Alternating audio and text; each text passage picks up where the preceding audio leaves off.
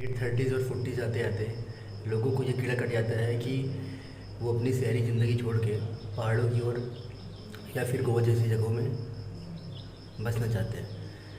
ऐसा ख्याल मुझे भी आया था। तो ऐसे में क्या होता है, कुछ लोग शहरी ज़िंदगी छोड़ के पहाड़ों पे बस जाते हैं और कुछ लोग अपना आशियाना गोवा में बना लेते हैं। तो आज मैं वही प्रॉब्लम डिस्कस करने वाला हूँ। अगर आप गोवा में शिफ्ट होने का सोच रहे हैं तो मैं बताऊँगा कि वो कौन कौन सी प्रॉब्लम है जो आपको गोवा में फेस करनी पड़ सकती है, और आप वो कौन से लोग हैं जो गोवा में इजीली फिट बैठ सकते हैं। हेलो गाइस, मैं हर्ष, वेलकम टू माय चैनल घूमी घूमी। Thank you guys. इसके पहले वाला वीडियो जो था मेरा, उसमें काफ़ी अच्छा रिस्पांस मिला है। और अगर आप सेंसिबल ट्रैवलर हैं, if you like the sensible people, then you subscribe my channel. इसमें मैं आपको सेंसिबल थिंग्स के बारे में बताऊंगा और क्या क्या प्रॉब्लम्स आती है अगर आप कहीं स्टे करते हैं तो उसके बारे में बताऊंगा। तो प्लीज़ मेरे चैनल को लाइक, शेयर, सब्सक्राइब करना ना भूलें। अब हम बात करते हैं उन प्रॉब्लम्स की जो कि नॉर्मली लोग फेस करते हैं अदर स्टेट या अदर कंट्री से आने के बाद गोवा में। तो पहले क्या होता है, अगर आप सपोज करिए आउटसाइडर हैं, अगर आप किसी भी मेट्रो सिटीज़ से आप गोवा में इंटर करते हैं तो गोवा में होता क्या है, पहले तो आपको सब कुछ हरियाली लगेगी, पीसफुल लगेगा, लेकिन धीरे धीरे gradual over a period of time आपको फील होने लगेगा कि आप अपनी अर्बन लाइफ को मिस कर रहे हैं। ठीक है, एक भागती दौड़ती ज़िंदगी छोड़ के आप एक स्लो पेस में आ चुके हैं। दूसरा है आउटसाइडर टैग। अगर आप इंडिया के किसी भी पार्ट से गोवा में आ रहे हो तो आप एज अ आउटसाइडर ट्रीट होगे, क्योंकि गोवा के लोग, अगर आप नॉर्थ स्टेट या फिर साउथ स्टेट से आ रहे हो तो आपको गोवा में एज अ आउटसाइडर ट्रीट होगा। डिजास्टर, आपको पता है कोस्टल रीजन होने की वजह से गोवा में आए दिन कुछ ना कुछ natural disaster, climatic condition change होते रहते हैं। तो यहाँ पे क्या होता है, मुझे गोवा में आए 1.5 महीने हो चुका है। तो 1.5 महीने में मैंने एक बार साइक्लोन का सामना किया है।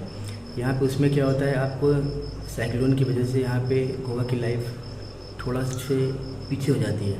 यहाँ पे आपको फल, सब्जियाँ, दूध कुछ भी मिलने में प्रॉब्लम होने लगती है। नदी उफान मारने लगती है, हर जगह बाढ़ आने की संभावना बढ़ जाती है।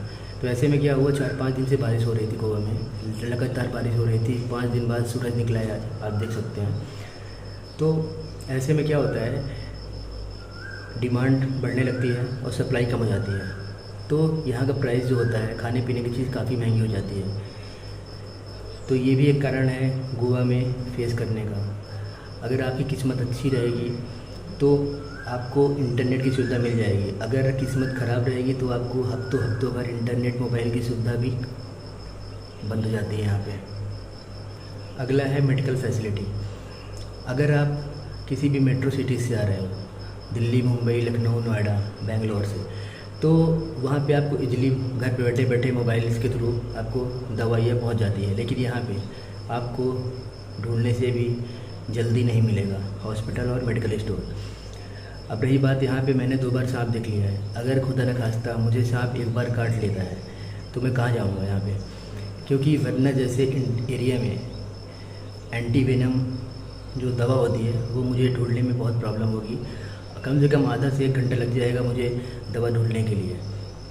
और यहाँ से कम 10-10 किलोमीटर दूर ही एक मेडिकल स्टोर मिलता है।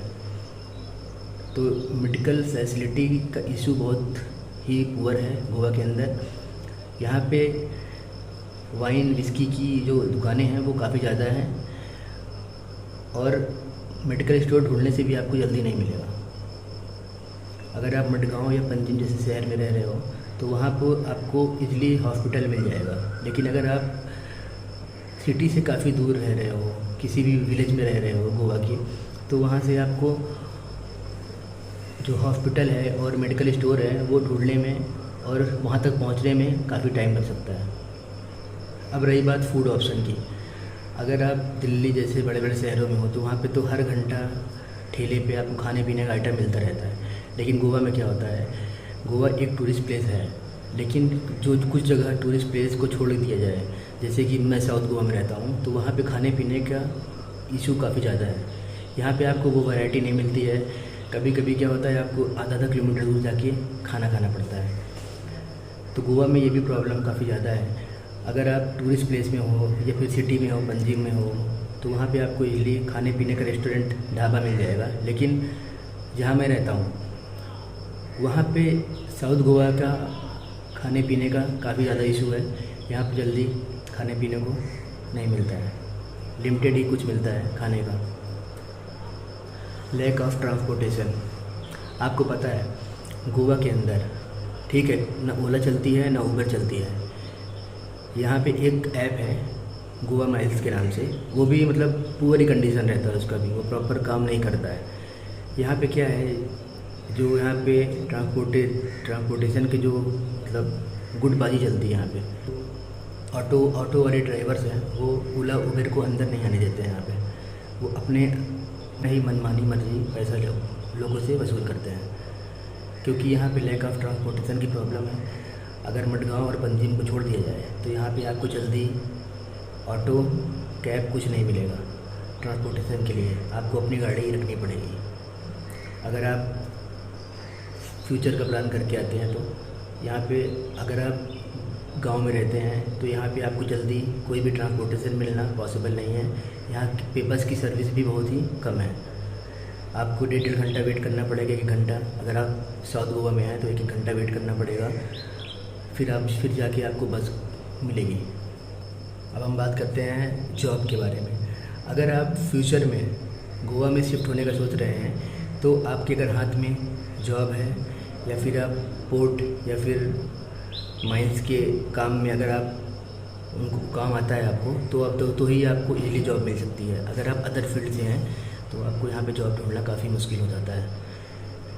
तो ऐसे में क्या होता है, यहाँ पे लोग अपना बिज़नेस खोलने का सोचते हैं, या फिर ढाबा हो गया, रेस्टोरेंट हो गया। तो इसके लिए भी यहाँ पे काफ़ी सारी परमिशन लेनी पड़ती है। गोवा में आप कोई भी काम करोगे तो उसके लिए काफ़ी सारी परमिशन लेनी पड़ती है गवर्नमेंट से। अगर परमिशन की बात करें तो जहाँ परमिशन लेनी पड़ती है तो वहाँ पे जाहिर सी बात है करप्शन भी आता है। तो आपको मन मर्जी का पैसा वो मांगते हैं, वो आपको देना पड़ेगा अगर आप गोवा में कोई भी बिजनेस स्टार्ट करना चाहते हैं तो। अब हम बात करते हैं करप्शन के बारे में।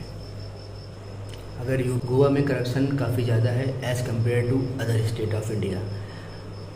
गोवा, आपको पता है गोवा सबसे नंबर 1 है टूरिस्ट डेस्टिनेशन इंडिया के अंदर, ठीक है। लोग पहले गोवा जाना प्रेफर करते हैं। तो ऐसे में अगर आप गोवा में कोई भी प्रॉपर्टी लेते हैं, कुछ भी ज़मीन लेते हैं, यहाँ पे 2 नंबर का फ्रॉड ज़्यादा होता है गोवा के अंदर, ठीक है। तो यहाँ पे आप कुछ भी करते हैं तो इसके लिए आपको हाई पेनल्टी पे करनी पड़ती है, जिसको बोलते हैं करप्शन, ठीक है। आपको जेब भरनी पड़ती है ऊपर वालों की। तो इससे क्या होता है, गोवा में जो भी लैंड है वो काफ़ी महंगी हो चुकी है, बहुत ही ज़्यादा कॉस्टली है यहाँ पे। Slow pace of life. आपको पता है गोवा की लाइफ जो है वो काफ़ी स्लो है। यहाँ पे लोग कोई भी काम को लेके जल्दीबाजी नहीं करते हैं, बहुत ही धीरे धीरे काम करते हैं और उनको धीरे काम ही करना पसंद है। ज़्यादा फास्ट काम वो करना पसंद नहीं करते हैं यहाँ पे। मैंने कुछ लोगों से बात किया, मुझे उसका आइडिया फील हुआ, तो मुझे लगा कि मैं आपको शेयर करूँ ये बातें। गोवा के लोग ज़्यादा मतलब आलसी नहीं कह सकते, लेकिन मतलब वो हर काम को बहुत धीरे धीरे करते हैं, मतलब जल्दीबाजी में नहीं करते जैसे कि हम लोग करते हैं इंडिया में।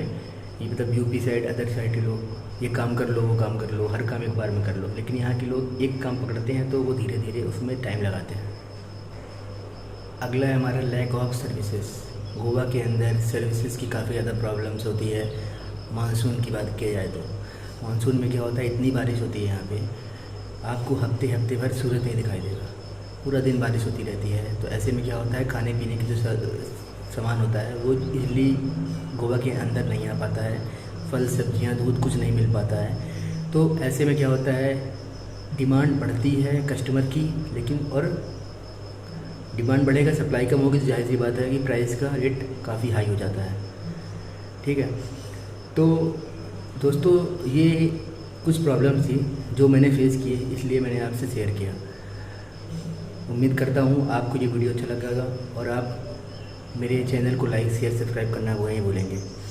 अगला जो हमारा टॉपिक होगा वो होगा गोवा में मानसून में आपका आना ठीक होगा या नहीं होगा, मानसून के टाइम में गोवा में कौन कौन सी एक्टिविटीज़ आप कर सकते हो, क्या नहीं कर सकते हो, उसके ऊपर मेरा वीडियो आएगा। Okay, thank you.